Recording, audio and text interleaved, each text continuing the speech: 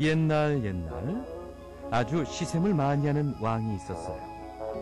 그 왕은 이웃나라 왕이 보석이 많이 박혀있는 왕관을 만들면 그것보다 훨씬 더 많은 보석이 박혀있는 화려한 왕관을 만들라고 했지요.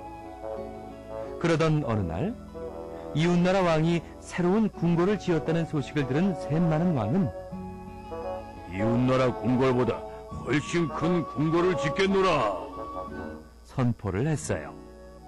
그리고는 궁궐을 지을 돈을 백성들에게 내라고 하지요. 하지만 오랜 가뭄과 홍수 때문에 이미 생활이 어려울 대로 어려워진 백성들은 궁궐을 지을 돈을 낼 수가 없었지요. 그리고 왕에게 화를 내기 시작했어요. 백성들은 궁궐로 왕을 찾아가 왕에게 이제부터 이 나라의 주인은 우리 백성들이요! 라고 선포하게 되지요. 선남선녀 어린이 여러분 안녕하세요. 쏙쏙이 선생님 정지선 선생님입니다. 선생님과 함께 옛날 이야기를 들었는데 어때요? 재미있었나요? 이렇게 셈 많은 왕처럼 왕이 혼자 나라를 다스리는 것을 바로 군주정치라고 하고요. 백성이 즉 국민이 주인이 되어 권력을 갖고 이 권력을 행사하는 제도를 바로 민주주의라고 합니다. 그렇다면 셈 많은 왕은 다음에 어떻게 되었을까요? 바로 백성들의 요구에 왕의 자리에서 물러나고 백성이 주인인 나라가 되었습니다. 그런데 여러 가지 문제가 생기기 시작했어요. 길을 하나 놓더라도 모든 사람들이 모여야 했고 세금을 거두어 드리는데도 너무 많은 의견이 나와서 결정을 하지 못하는 거였죠. 결국 모든 일에 서로의 의견을 주장하기만 했어요. 사람들은 방법을 찾기 시작했어요. 백성이 주인이면서 나라를 잘 다스릴 수 있는 방법은 없을까? 사람들은 백성의 대표를 뽑기로 했어요. 나라의 주인인 백성, 즉 국민이 나라의 일을 대신할 사람을 직접 뽑는 거였죠. 그것이 바로 선거입니다. 사람들은 국민을 대표하여 일할 사람을 선거를 통해 뽑게 된 것이지요. 이것이 바로 민주주의의 꽃 선거입니다. 그런데 왜 민주주의의 꽃이 선거냐고요? 민주주의는 바로 국민이 권력을 갖고 권력을 행사하는 것이 민주주의였죠. 그 첫걸음이 바로 이 선거이기 때문입니다. 이 선거가 없다면 어떻게 될까요?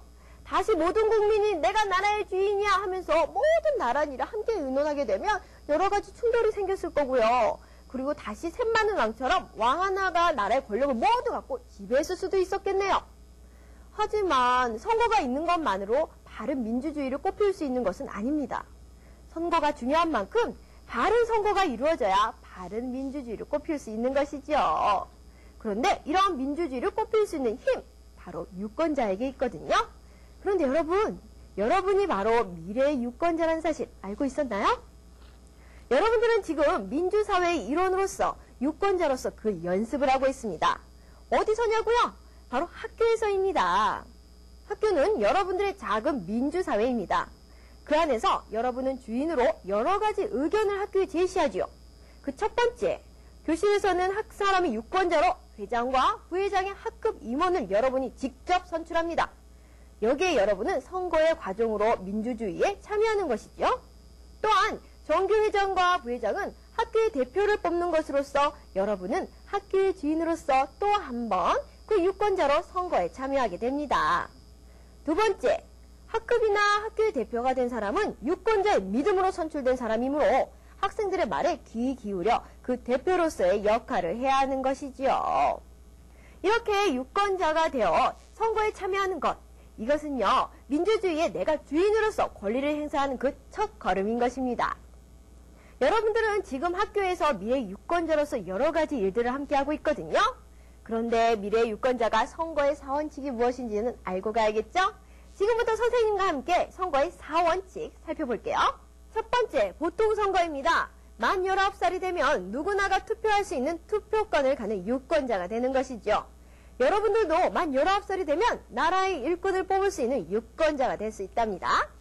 두 번째, 평등선거입니다. 누구나에게 한 표씩만 주어지는 것이지요. 철수에게는 3표, 나는 1표. 이렇게 투표를 한다면 평등선거 원칙에 어긋나는 잘못된 투표가 되겠죠? 투표권이 있는 사람에게는 모두 한 표씩만이 주어지는 것이 바로 평등 선거의 원칙입니다. 세 번째, 직접 선거입니다. 투표는 누가 대신해 줄 수 있는 것이 아닙니다. 투표권이 있는 유권자가 직접 투표해야 하는 것이지요. 이것이 바로 직접 선거의 원칙입니다. 네 번째, 바로 비밀 선거입니다. 자신이 투표한 내용은 아무도 모르게 누구에게도 알려주지 않는다는 거죠. 비밀 선거의 원칙입니다. 보통 선거, 평등 선거, 직접 선거, 비밀 선거. 선생님과 함께 우리 선거의 4원칙을 살펴보았습니다. 우리 친구들 학급 임원 선거나 정교 어린이 임원 선출 선거에서 이렇게 선거의 4원칙에 맞게 투표했던 기억이 있죠? 우리 친구들이 여러분들만의 작은 사회, 학교에서 이러한 선거에 대해 직접 경험해 보는 것은 왜일까요? 그것은 바로 여러분들이 바로 미래 유권자이기 때문입니다.